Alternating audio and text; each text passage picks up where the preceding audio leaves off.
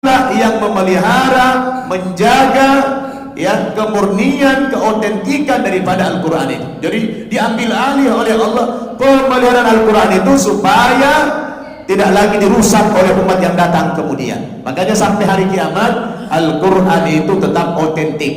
Di antara cara Allah tadi Sultan lebih banyak berbicara tentang pembinaan mualaf, tapi tidak dikupas apa sebenarnya tema ini, mencari jejak Iman Ibrahim Al-Hanif ini. Saya juga belum sempat baca buku ini, tapi paling tidak bisa saya garis bawahi apa yang sudah disampaikan beliau. Perlu kita luruskan juga ya. Ada kadang-kadang ada orang beranggapan bahwa ada 3 agama samawi gitu ya.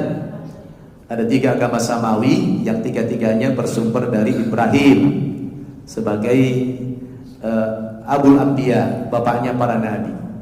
Kalau kita baca ayat tadi, surat Ali Imran ayat 67, Allah tegaskan di situ, "Makana Ibrahimu Yahudiyan wala Nasraniyan walakin kana hanifan musliman."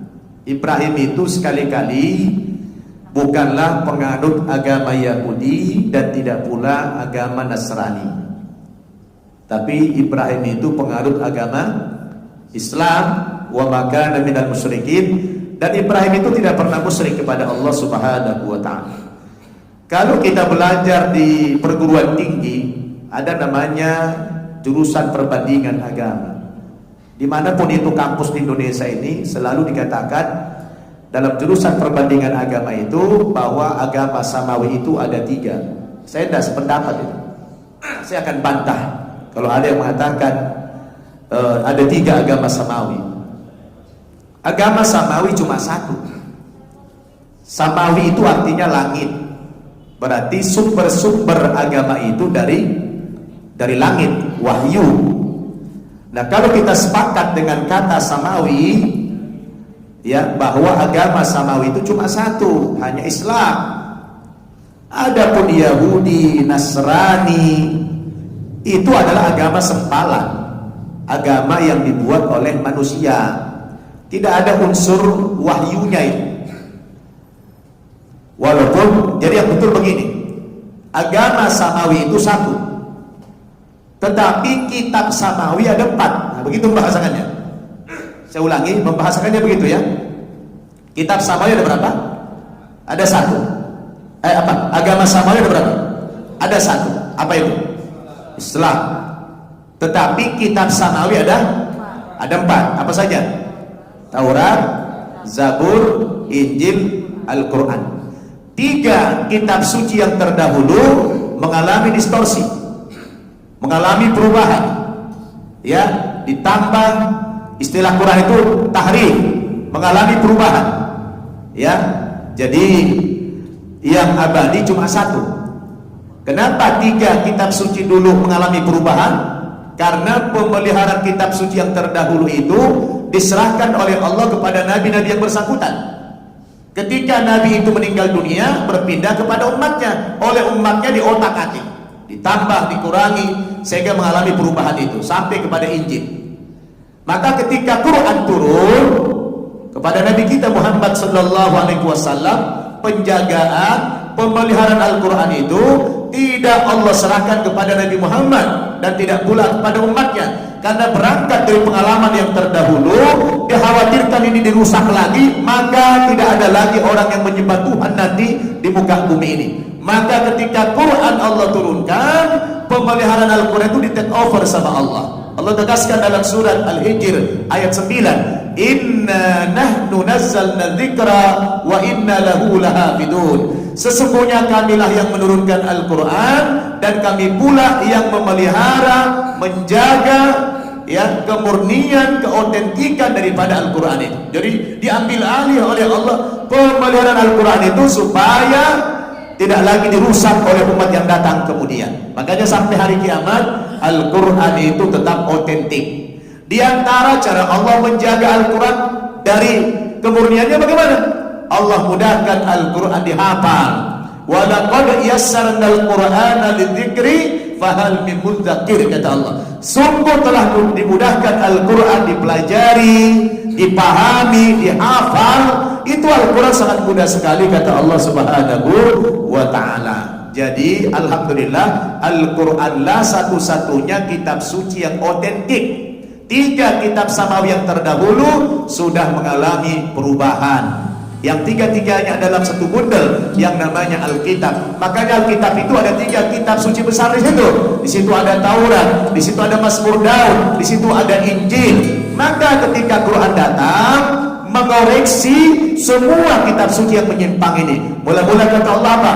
Fawailul lilladzina yaktubuna alkitaba biaidihim thumma yaquluna hadza min indillah liyashtaru bihi thamanan qalila. Itu surat apa? Al-Baqarah ayat 79. Celakalah orang-orang Yahudi dan Nasrani. Kenapa mereka celaka? Yaktubuna alkitaba biaidihim. Mereka tulis Alkitab dengan tangan mereka sendiri. Juga dalam surat Ali Imran ayat 78 Allah tegaskan, wa inna minhum la fariqan yalquna alsinatahum bil kitab litahsabuhu minal kitab wa ma huwa minal kitab wa yaquluna huwa min indillah wa ma huwa min indillah wa yaquluna 'ala Allahil kadhiba wa hum ya'lamun.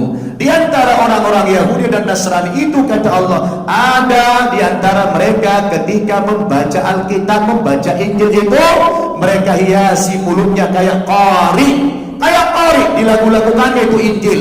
Tujuannya apa? Litahsabuhu minal kitab, supaya kamu terkecoh seolah-olah yang mereka baca kitab suci yang benar. Padahal wa ma huwa minal kitab, itu bukan lagi kitab suci yang benar, sudah dirubah.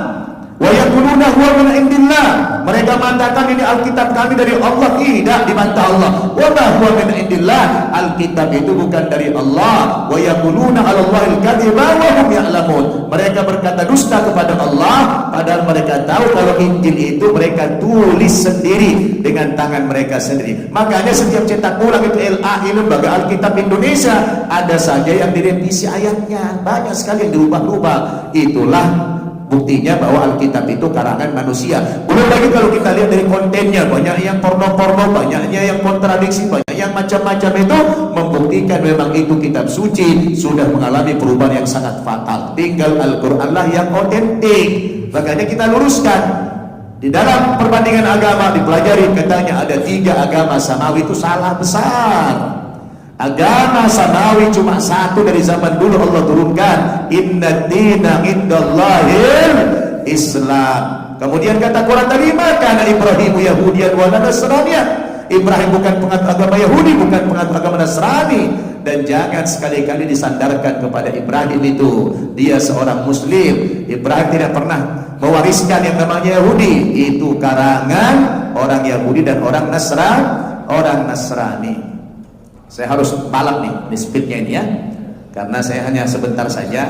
Oleh karena itulah sekarang ini Bapak Ibu, bicara tentang pembinaan mu'allaf ini memang kita memerlukan sebuah skill, ya, skill.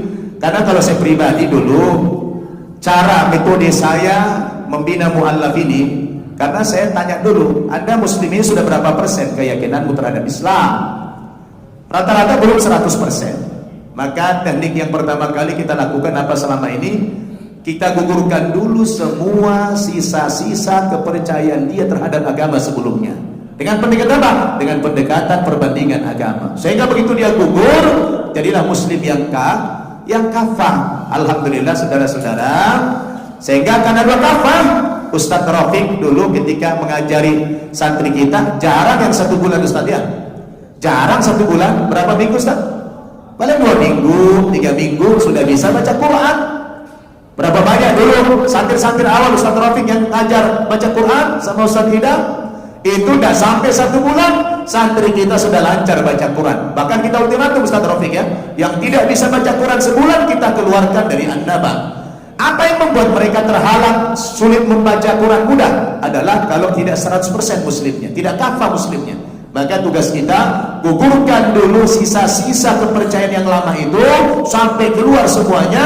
Akhirnya dia menerima Islam satu-satunya kebenaran. Setelah itu baru dia mudah menerima pelajaran-pelajaran Islam itu.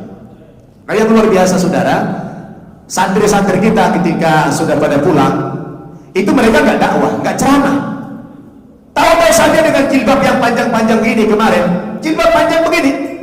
Santri kita pulang ke Kupang, beberapa orang saya naikkan kapal laut, 1 minggu di kapal laut. Pulang-pulang mereka membuat orang-orang tua di sana terheran-heran. Orang itu dulu pakaiannya apa? Celana bupati, bajunya sekwilda. Apa itu bupati? Buka paha tinggi-tinggi, sekwilda sekitar wilayah dada. Tahu-tahu sekarang setelah muslim berubah total. Akhirnya orang-orang tua di sana memanggil anak-anaknya, anak-anak, kamu kan suka mabok, tukang begini. Kamu lihat tuh anak-anak, teman-teman perantau tuh, sudah bagus-bagus akhlaknya. Kata orang tuanya, kamu saya suruh aja masuk Islam. Subhanallah. Orang tua nyuruh anaknya masuk Islam, padahal orang tuanya tidak Islam. Di antaranya, tolong sini Pak Petro. Pak Petro, kemari Pak. Ini masih Katolik Pak Petro. Kemari Pak, sini Pak Petro. Coba, tepuk tangan dulu Pak Petro ini. Nah ini Pak Petro ini, agamanya masih Katolik sampai sekarang. Tapi dia suruh 3 orang anaknya masuk Islam. Tolong berdiri anak-anaknya. Anak-anak Pak Petro, tolong. Nah ini, Allahu Akbar. 3 orang anaknya disuruh masuk Islam. Dia aja masih Katolik sampai hari ini. Dahsyat kan? Gara-gara apa? Gara-gara akhlak. Ada lagi yang luar biasa, Pak Alfredo. Kemana Pak Alfredo? Kemana Pak? Ke depan. Pak Alfredo ini lebih unik lagi. 2 tahun yang lalu beliau serahkan kepada saya anaknya 4 orang masuk Islam. 4 orang anaknya semuanya, bukan main-main. Dia serahkan kepada saya. Kemudian saya didik di pesantren. Udah saya umrohkan 1 anaknya. 1 orang udah kita umrohkan kemarin. Begitu dia lihat anaknya ini semua berubah akhlaknya. Ya, yang tadinya kalau salaman tuh biasa-biasa saja, begitu masuk Islam cium tangan itu anak sama bapaknya. Bangga dia. Akhirnya Pak Alfredo ini ketika masih Katolik, kerjanya Pak tiap hari ngajak-ngajak orang ke Islam. Padahal dia masih Katolik. Takbir. Agamanya Katolik tapi tiap hari berdakwah. Bayangkan, sebelum dia masuk Islam 46 orang diislamkan sama dia. Belum Islam. Bapak ibu sudah berapa mengislamkan? Nah, belum ada. Ini beliau ini masih beragama Katolik, sudah 46 orang diislamkan. Terakhir saya tanya dia, Pak Alfredo, kebetulan dia ketua RT. Bapak ngajak-ngajak orang ke Islam sudah 46 orang. Bapak sendiri belum muslim. Giliran Bapak kapan? Dia bilang, Ustaz, saya nanti akan masuk Islam kalau sudah semua warga saya masuk Islam. Subhanallah. Saya bilang, nanti Bapak keburu mati. Begitu warga Bapak masuk Islam semua, Bapak mati pula. Belum masuk Islam. Rupanya dipikirin sama dia. Dipikir sama dia. Belum selesai mengajak orang ke Islam semua warganya, sudah dia telepon saya setahun yang lalu. Ustaz, saya bersama istri ikut anak-anak saya saja semua masuk Islam. Allahu Akbar. Akhirnya Pak Alfredo saya bawa ke kantornya Duta Besar Saudi Arabia. Yang mengislamkan beliau ini adalah langsung yang mulia Duta Besar Saudi. Istrinya yang mengislamkan yang mulia Duta Besar Kuwait. Jadi luar biasa beliau. Dan sekarang ini beliau terus ngajak-ngajak orang kepada Islam. Di antaranya dia pengaruhi ini juga, tapi belum berhasil ya. Tapi dia suruh anak-anaknya pada masuk Islam. Takbir. Dan insya Allah Pak Alfredo, beliau punya cita-cita. Karena di kampungnya itu, di komplek dia itu sudah ada sekitar 50 orang yang muslim. Dia bilang, Ustaz, kami kesulitan, tidak ada tempat sholat kami, tidak ada tempat kami mengaji. Kami kalau sholat kadang-kadang mesti menghadap ke salib. Bisa nggak Pak Ustaz bantu saya, katanya. Saya punya tanah 400 meter, sewakafkan aja tanah saya, bangunkanlah kami tempat ibadah kecil-kecilan saja. Gak usah besar-besar, yang penting bisa ngaji. Saya bilang, Pak Alfredo, insya Allah sebelum berakhir tahun ini sudah jadi itu bangunan. Saya bilang, takbir, takbir. Kira-kira Ustaz Rafiq Masjid Raya dukung nggak itu? Mudah-mudahan. Jangan mudah-mudahan. Ustaz Usman harus dijamin. Kira-kira Masjid Raya dukung nggak itu? Kita pastikan sebelum berakhir bulan ini, tahun ini sudah jadi. Budgetnya saya anggarkan 250 juta. Kira-kira siap tak kita dukung? Siap tidak dukung? Saya belum ada uang, tapi saya bilang, Pak, ingat itu Alfredo, sebelum akhir tahun ini sudah jadi itu bangunan. Saya tidak tahu dari mana uangnya. Pokoknya jadi aja lah. Takbir. Allah Akbar. Silakan duduk Pak Alfredo. Nanti aja. Nanti kalau mau nonton videonya lihat di Anda TV di YouTube ya. Jadi iri kita kan? Iri. Waktunya sudah habis kemakan. Jadi demikian. Jazakallah khair. Mudah-mudahan ini yang 7 orang ini, tolong berdiri lagi yang 7 orang. Seragamnya ini langsung kita kasih seragam. Kita dandanin bagus-bagus. Kemarin waktu datang belum begini ganteng nih, belum. Tapi begitu masuk Islam wajahnya berubah langsung bercahaya. Takbir. Itulah Islam. Langsung kita servis makan enak-enak, Pak. Saya kasih makan enak-enak mereka, kita kasih di pakaian bagus-bagus. Wajahnya coba lihat. Allahu Akbar ya, bersinar. Ini juga Masya Allah ya. Mudah-mudahan nanti orang ini katanya udah dekat, kita akan menghabisi semua orang-orang sana. Kita ajak kepada Islam. Insya Allah saya akan terus dakwah. Udah ratusan orang sana yang kita ajak kepada Islam. Makanya Anda Pak sudah nggak kuat, Pak. Anda udah nggak kuat. Jadi kita akan bangun nanti yang di puncak ini supaya cepat, mempercepat.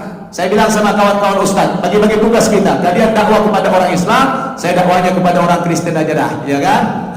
Ngajak-ngajak orang kepada Islam ya. Insya Allah. Nah, saya menyita waktunya Pak Insan kebanyakan ini. Wassalamualaikum warahmatullahi wabarakatuh.